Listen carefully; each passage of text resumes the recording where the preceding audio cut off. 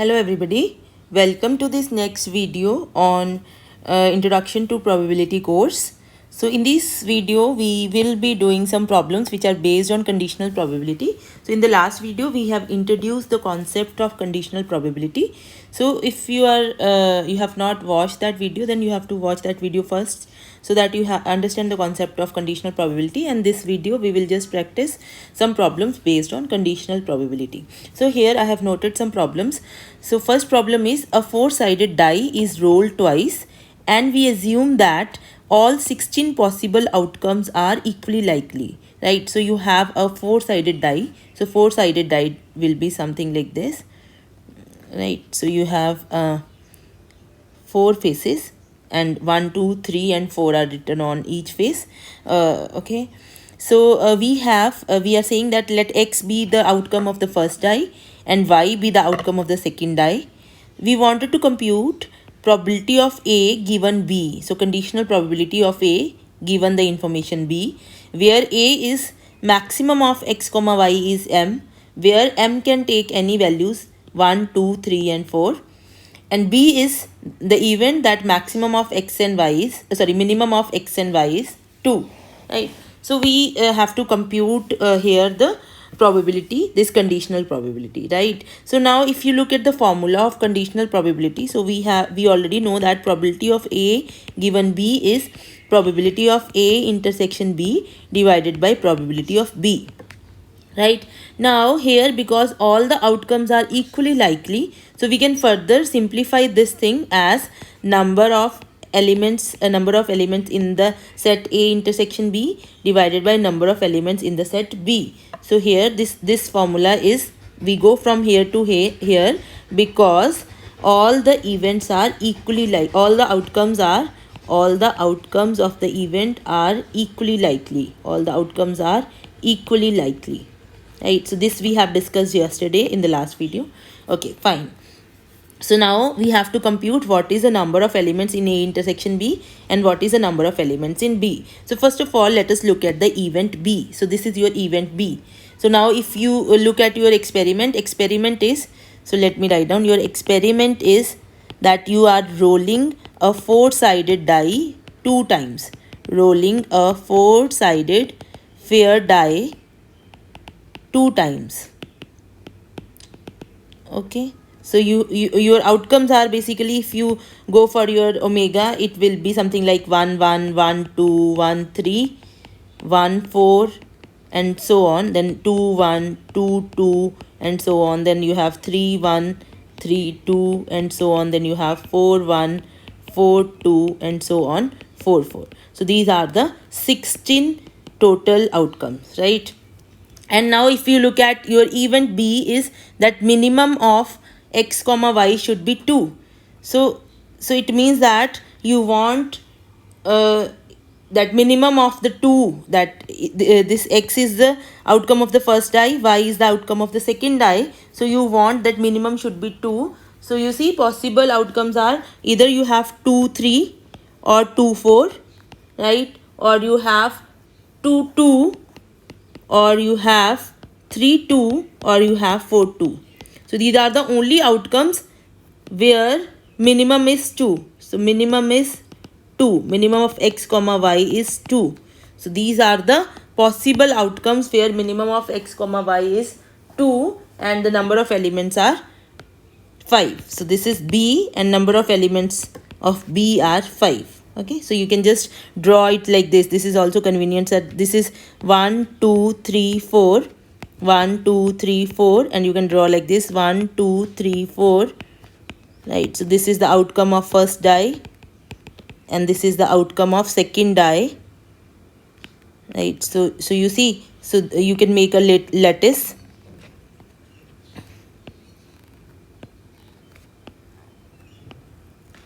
Okay, so you see you have total 16 outcomes, and if you want your minimum to be 2, so then basically you are interested in these 3 and these 3. Okay, so these are the 3 outcomes where the minimum of the 2 is, minimum of the 2 die, 2 rolls is 2. Okay, So this is your 2 2, this is your 2 3, this is your this is 2 2, this is 3 2, and this is 4 2, and this is 2 3, and this is 2 4. Right, so this is what I have listed here.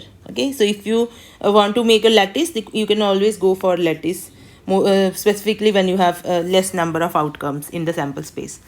Okay, so now event B is okay. We are comfortable with what is event B and what are the number of outcomes in event B. Now let us look at A intersection B. So what is your A? A is your that maximum of x comma y is m, where m will take these 4 values 1 2 3 and 4. Okay, so let us see A. A is maximum of x comma y is m. Okay, so when m is 1, in that case you have, because you want the maximum to be 1, so there is only one outcome, 1 comma 1, right? So when m is 1, in that case your A is only one, A contains only single element, which is 1 comma 1, and therefore if you look at the intersection of A and B, so A intersection B is empty set, so there is nothing common. Here in A we have 1 comma 1, in B we have 2 3 3 2 4 2 2 4 4 2 and 2 2, so we don't have anything common. So number of elements in A intersection B will be 0. Therefore probability of A given B in this case is going to be 0 by 5, so that is 0. Okay, so now when m is 2, in that case you want that maximum of x comma y is 2, so the possible outcomes are 2 comma 1, 1 comma 2 and 2 comma 2. In that case your event A is this, and you look at the intersection of B and A, so you have 2 comma 2 as your intersection element, right? So number of elements in A intersection B in that case will be 1, and probability of A given B will be 1 by 5. Okay, fine. Now if you look at when m is 3, so you want maximum of A comma B, x comma y is 3. So in that case you have possible things 3 comma 1, okay, 3 comma 2, 1 comma 3, 2 comma 3 and 3 comma 3. So these are the possible outcomes where the maximum is 3. And if you look at the intersection, this is common, 3 comma 2, 2 comma 3 is common, right? So you have 2 common. So A intersection B, this is your B. You have to look at this always, right? A intersection B in this case is 3 comma 2, 2 comma 3. So you have probability of A given B will be number of elements in A intersection B divided by number of elements in B. So this is 2 by 5. Okay, so we are left with last case when m is 4. When m is 4, in that case you have A is equal to, because you want your maximum to be 4, so it will include 4 comma 1, 4 comma 2, 4 comma 3, 4 comma 4 and 1 comma 4, 2 comma 4, 3 comma 4, right? So these are the possible outcomes. And if you look at the intersection of B and A, the common elements are 2 comma 4 and 4 comma 2, right? So A intersection B in this case is 2 comma 4 and 4 comma 2. So number of elements in A intersection B is 2. Therefore probability of A given B is 2 by 5, right? So these are our answers, this one, this one, this one and this one. So you can write your answer like this if you want to write in a compact form, that probability of A given B is 0 when m is 1. It is 1 by 5 when m is 2. It is 2 by 5 when m is 3 or 4. Okay, so this is your answer, that conditional probability will change when m will change. Okay, so now let us look at the second problem which I have noted here. So this is interesting. So read the statement that a conservative design team. So we have a design team which is conservative and we are calling it as C, and there is innovative design team, we call it as N. They are asked to design a new product within a month. So they both have to design a new product. And from the past experience, right, this is statistics, like from the history we have this information. So from the past experience we know the following information. The first information is that the probability that team C is successful, the probability is 2 by 3. The probability that team N, that your innovative team, is successful, its probability is 1 by 2. And the probability that at least one team is successful, either C or N or both. So at least means either one of the team is successful or both of the teams are successful. So this probability is 3 by 4. Okay, so we are given these probabilities: 2 by 3, 1 by 2 and 3 by 4. So now assuming that, so this is the information based on the past experience, right? So this is assuming that exactly one design is successful. Okay, so is assuming that exactly one successful design is produced. This is your extra information. Okay, what is the probability that it was designed by team N? You got it? So we want to compute what is the probability that design is by team N, given that exactly one successful design is produced. One successful design is produced. Okay, so this is what we have to compute. So how we will be doing this thing? So you see, we have, you can if you want to like do this problem on your own, so what you can do, you can just pause this video for maybe I think 5 minutes you will take, and you can try for 5 minutes, and then if you like you are able to solve, well and good, and if you are not, then you can look at my proof or my solution, right? So you can pause and try it yourself. Okay, so what I'm doing is, so we have two teams, one is conservative team and one is innovative team, right? So I am taking these events. So one is success, SS. SS means both team C and N are successful. SS means both team C and team N are successful. And then I am taking FF, which is both team C and team N fail. And then I am taking SF. SF means C is successful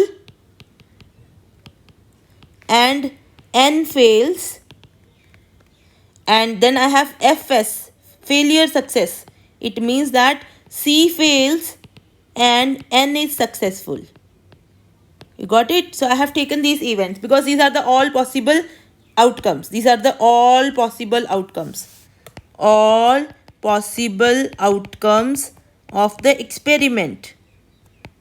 Right? So your experiment is that there are two teams, team C and team N. They are designing a product. Okay, so the possibility is that they both will be successful. So we have written that outcome as SS, that both team and N are successful. Then there is another possibility that both fails. So we have FF, right? Both fails. F means fail, and SF means success, fail. So C is successful, N is failing. And then FS, C fails and N is successful, right? So this is what we have, and what we have to compute. So we have to compute that the team N is successful. Okay, design by team N means team N is successful given that exactly one design is successful, right? Okay, so we have to find out what is the probability that it was designed by team N given that exactly one design is successful, right? So we are looking for what is the probability that, now you see, when is team N successful? team N is successful here, because in this case both are successful, and here. So we are looking at what is the probability of SS comma FS given that exactly one team is successful. So exactly one team is successful means this one and this one, given that SF and FS. Do you understand this thing? Now you want to look at what is the probability of this event. This is an event given that this event has already occurred, right? So this will be equal to probability of this intersection this. So that is SS comma FS intersection with SF comma FS divided by probability of SF comma FS. Right? Now you look at the intersection. So in the intersection you have FS. Right? So this is probability of FS divided by probability of this event. Right? Probability of SF comma FS. Right? Now the question is, how do we know this probability? Right? And this probability. So here, because this event and this event, they are mutually exclusive. So you can use additivity here. Additivity property you can use. So you can write it as probability of Fs divided by probability of SF plus probability of Fs. Okay, this is how you can write. Fine. Now let us compute these three probabilities. So now can you think of how we are going to compute these three probabilities? We are given some information. So if you look at the information given is that probability that the team C is successful is 2/3. So write down probability that team C is successful is 2/3. Now if we look at the outcomes, so when is team C successful? Either this happens or this happens, right? So it means that probability of SS plus probability of SF is 2/3. So it means that probability of SS plus probability of SF is 2/3. So this information is this. So let me call this star because this is the required answer, required probability, right? We'll just put the values here. Okay. Now the second statement says probability that team N is successful. Team N is successful is equal to 1/2. So when is team N successful? When either both are successful or we have this scenario. C fails, N is successful. So it is given to be half, right? Call it 1, call it 2. And then the third statement is the probability that at least one team is successful. The probability that at least one team is successful, is equal to 3/4. Now at least one team is successful means either both are successful or the first team fails and second is successful, or the first is successful and second fails. This is given to be 3/4. Right. So we have this equation, this equation and this equation. So we have three equations and there are four unknowns. 1, 2, 3 and there is FF also. Right. So there are three equations and four unknowns. Although we don't need FF. So we can just go for these three equations. Okay. Solve for P of SS, P of SF and P of FS using 1, 2 and 3. Okay, so what you can do, you can just subtract and you can just put the values. You can do some manipulation and you can come up with what are these probabilities. So I'm writing the answers. So probability of FS will be 1/12. Just do the calculations. And probability of SF will be 1/4. And probability of SS is 5/12. And I will just tell you that suppose you need probability of FF also, that can be computed using normalization law. What is normalization? Normalization says that sum of the probabilities of all the outcomes is 1. So we have probability of SS plus probability of SF plus probability of FS plus probability of FF is 1. So you can, from here you can compute your probability of FF also. It comes out to be probability of FF is your 1 by 4. So it may be like, here we don't need it because this is the final answer, but sometimes you may be asked something else, there you can use it.